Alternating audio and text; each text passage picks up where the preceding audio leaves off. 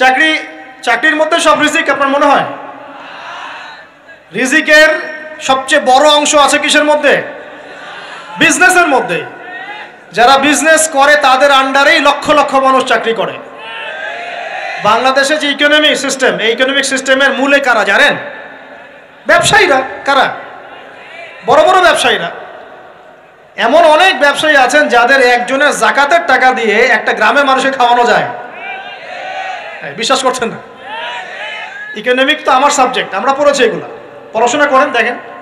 Business, এরপরে আছে creative কোনো প্রজেক্ট, এমন কোনো প্রজেক্ট যেটা এখন পর্যন্ত কেউ লঞ্চ করে নাই।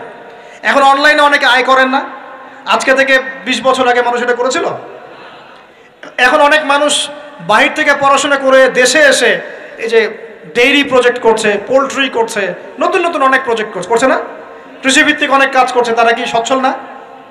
আমি একজন ভাইয়ের কথা জানি, যিনি আলহামদুলিল্লাহ আল্লাহর এই অধম বান্দার ওয়াজ শুনে সুদের চাকরি ছেড়ে দিয়েছিলেন। চাকরি ছেড়ে দিয়ে তিনি চায়ের বিজনেস শুরু করেন, চায়ের বিজনেস। তো ইদানিং জানলাম তিনি এখন মানুষকে টাকা ধার দেন। মাশাআল্লাহ, তিনি এখন মানুষকে টাকা ধার দেন চায়ের ব্যবসা করেই। আর আমাকে তো এখনো মানুষের কাছে হাত পাততে হচ্ছে। কথা বুঝতে পারেন নাই? আল্লাহ পাক তাকে সুদ ছেড়ে দেওয়ার জন্য সচ্ছল করে দিয়েছেন। এই ওসিলা দিয়েই তিনি সচ্ছল হয়েছেন আলহামদুলিল্লাহ। রিজিক কার হাতে? এটা বিশ্বাস করেন, রিজিক আল্লাহর হাতেই। আল্লাহ পাক চাইলে আপনাকে বেহিসাব রিজিক দিবেন ইনশাআল্লাহ।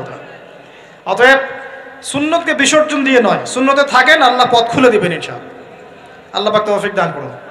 যুবক ভাইদেরকে বলছিলাম, তাহলে প্রথম কাজ আমাদের ইলম অর্জন করা, তারপরে কি ভাই? নামাজের পাবন্দ হওয়া, আর নামাজ ফরজের পাশাপাশি নফলগুলোও চর্চা করা। 3 নম্বর বলেছি রাসূলের সুন্নতের উপর একদম ইস্তেকামা, দৃঢ়ভাবে আমল করা। আর সুন্নত শিখতে হলেই তো 3 দিনের জন্য বেরিয়ে যান, 7 দিনের জন্য, 40 দিনের জন্য বেরিয়ে যান। সুন্নত শিখিয়ে আপনাকে বাসায় পাঠাই দেবে ইনশাআল্লাহ। পড়াবে না? অনেক মানুষ মনে করে যে তাদের ওখানে গেলে আমার আকীদা নষ্ট হয়ে যাবে। হ্যাঁ, তাই না? তারা বিভ্রান্ত। হ্যাঁ, নাউজুবিল্লাহ। স্বপ্নে পাওয়া ধর্ম, অনেকে টিটকারি মারে, স্বপ্নে পাওয়া ধর্ম। এইসব ব্যঙ্গের ছাতার মতো আদর্শের দিকে মুখ ফিরাবেন না। মাকবুল জামা, যেগুলো মাকবুল জামা, ক্লাসিক্যাল ইসলামের মধ্যে থাকেন, আপনি বিভ্রান্ত হবেন না ইনশাআল্লাহ। তারা আপনাকে কখনো খারাপ কাজে আদেশ করেছে? কত চোর ডাকাত মদখোর মানুষ সেখানে গিয়ে 5 ওয়াক্ত নামাজি হয়ে গেছে, সুদের ব্যবসা ছেড়ে দিয়েছে, মাদক ছেড়ে দিয়েছে, আল্লাহর ওলি হয়ে গেছে আলহামদুলিল্লাহ। তো আপনাকে তারা সুন্নত শিখিয়ে বাসায় পাঠিয়ে দিবে। এছাড়া আপনি অন্যভাবে শিখতে চাইলে শিখবেন, সমস্যা কি? যদি মাদ্রাসায় পড়ার তৌফিক থাকে তাহলে পড়বেন। সবাই কি মাদ্রাসায় পড়ার তৌফিক পাবে? পাবে না। নিঃসন্দেহে কিছু মানুষ তৌফিক পাবে, কিছু মানুষ হয়তো পাবে না। যারা পাবে না তারা দিন শিখবে কিভাবে? এভাবেই তো শিখবে। সুন্নতের উপর আমল করতে হবে, এটা সবচেয়ে বড় কথা। আল্লাহ পাক আমাদের সবাইকে সুন্নাহর উপর আমল করার তৌফিক দান করুন।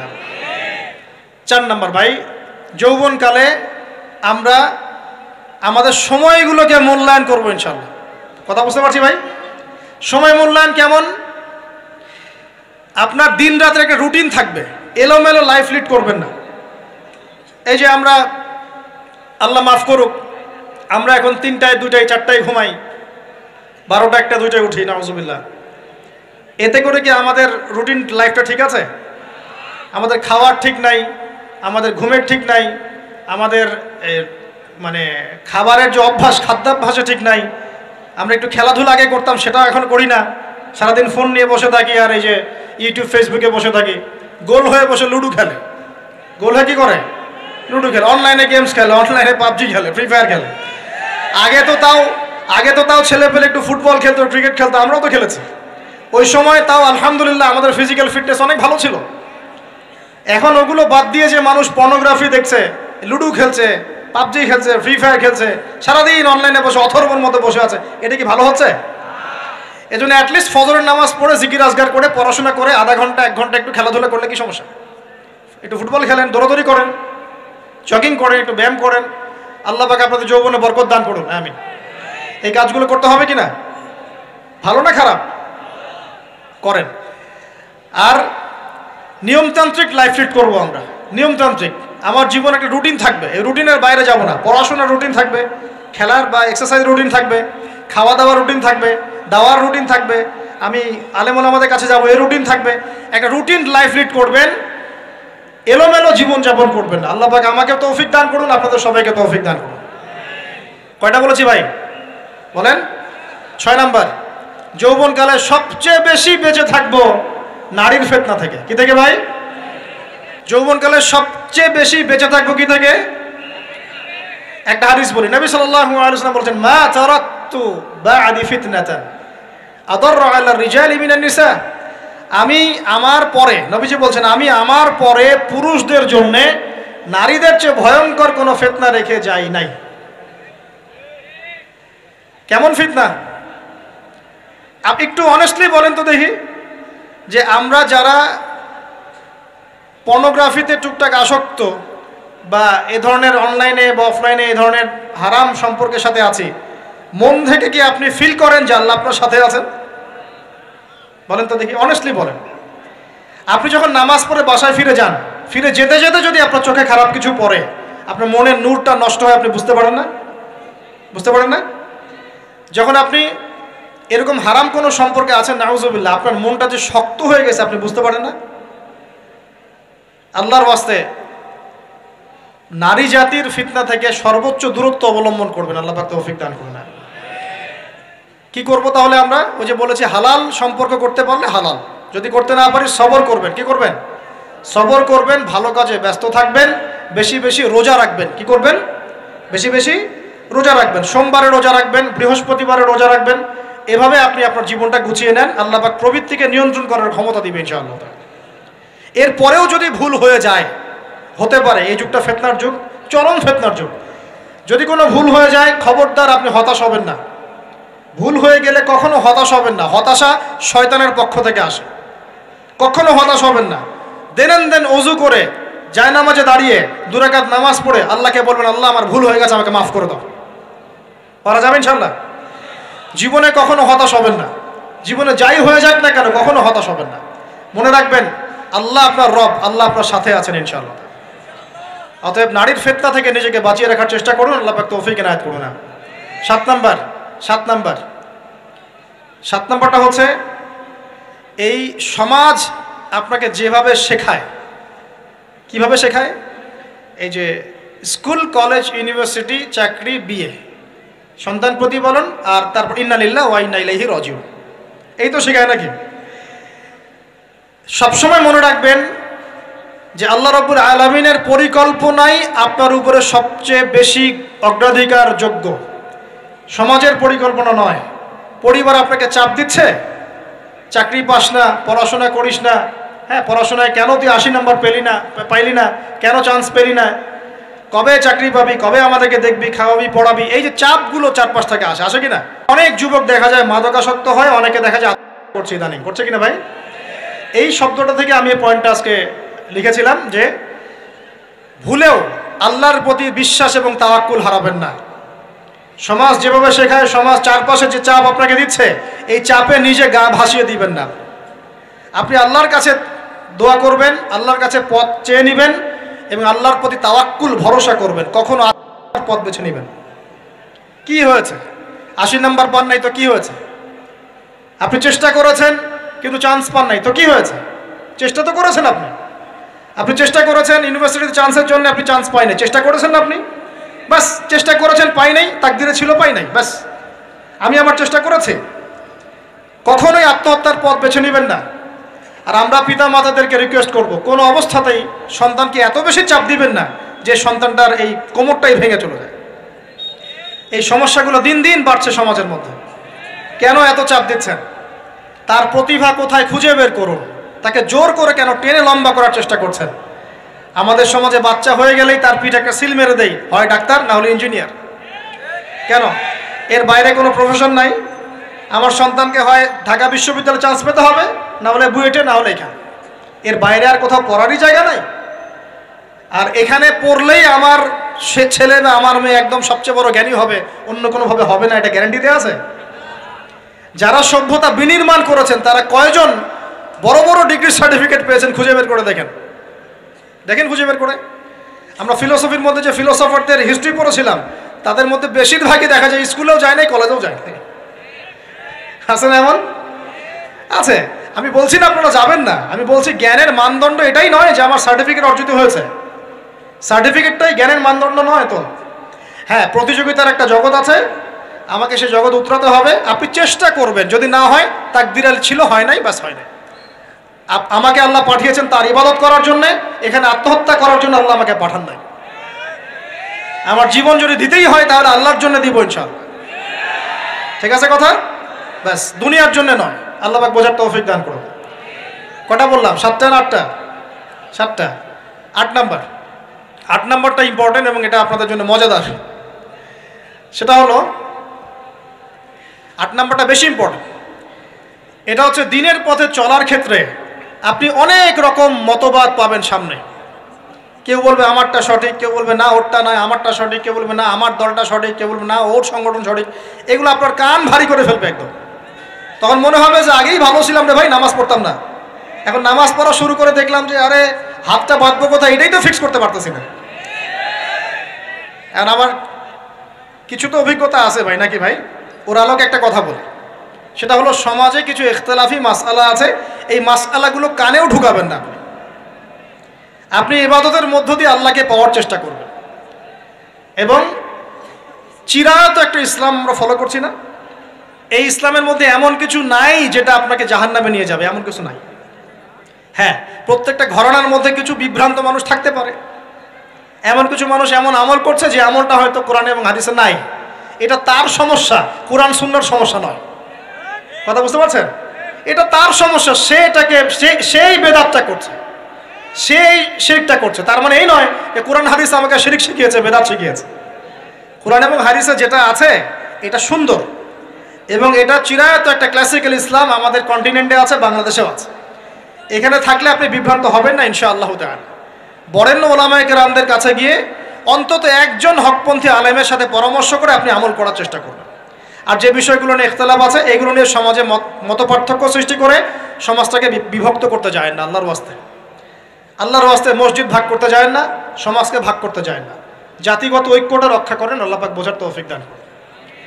আর যদি মানুষের মধ্যে খারাপ কিছু দেখি, ওই খারাপ কিছু বিষয়টা আমি এড়িয়ে যাবো ইনশাআল্লাহ।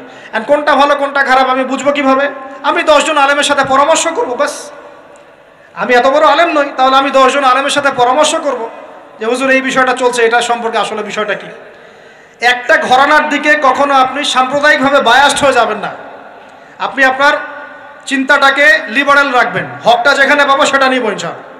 এমন নয় যে উনি বলেছেন বলেই হক আর কারোটা নিব না, ওনারটাই নিব, এভাবে চিন্তা করবেন না। হক যেখানে আছে সেখানে যাবেন আপনি ইনশাআল্লাহ। আল্লাহ পাক আমাদেরকে বোঝার তৌফিক দান করুন। আর যে ইখতিলাফগুলো আছে এগুলো নিয়ে সমাজকে বিভক্ত করতে যায় না, মতানৈক্য নিয়েই ঐক্য হবে ইনশাআল্লাহ তাআলা। আল্লাহ পাক আমাদেরকে এই কথাটা বোঝার তৌফিক দান করুন। আর শেষের দুটো হলো যৌবনকালে আমরা আমাদের পরবর্তী জীবনের প্রস্তুতি গ্রহণ করবো ইনশাআল্লাহ। কারণ বার্ধক্যের জীবনে আপনি কিন্তু এই কাজগুলো এখন করতে পারছেন, সেগুলো পরে পারবেন না। অতএব এই সময়ই আপনি আপনার রিজিকের একটা অংশ সঞ্চয় করার চেষ্টা করুন, কিছু সাস্টেইনেবল অ্যাসেট করার চেষ্টা করুন, যাতে পরবর্তী বয়সে গিয়ে আপনাকে দিনের দিকে কাজ করার জন্য দুনিয়ার ফিতনায় পড়তে না হয়। আল্লাহ পাক আপনাদেরকে হালাল রিজিকের ব্যবস্থা করে দিন, আমি দোয়া করি আল্লাহুম্মা আমিন। আর সবশেষ যেটা বলতে চাচ্ছিলাম, দেখুন যৌবনকালে আমরা যা করতে পারবো অন্য সময় পারি না, তাই এই যৌবনেই ইলম অর্জন করে আল্লাহ পাকের দিনের এই দাওয়াতের মেহনত আমরা শহরে শহরে, গ্রামে গঞ্জে, জেলায় উপজেলায়, প্রত্যন্ত অঞ্চলে সমস্ত জায়গায় পৌঁছে দেবো ইনশাআল্লাহ। যৌবনকালে আমরা বেশি বেশি দাওয়াতি কাজ করার চেষ্টা করবো, আল্লাহ পাক তৌফিক দান করুন। যতটুকু জানেন, আপনি এতটুকু জানেন না যে নামাজ পড়তে হয় 5 ওয়াক্ত, তাহলে নিজে পড়েন, মানুষকে নামাজের দাওয়াত দেন।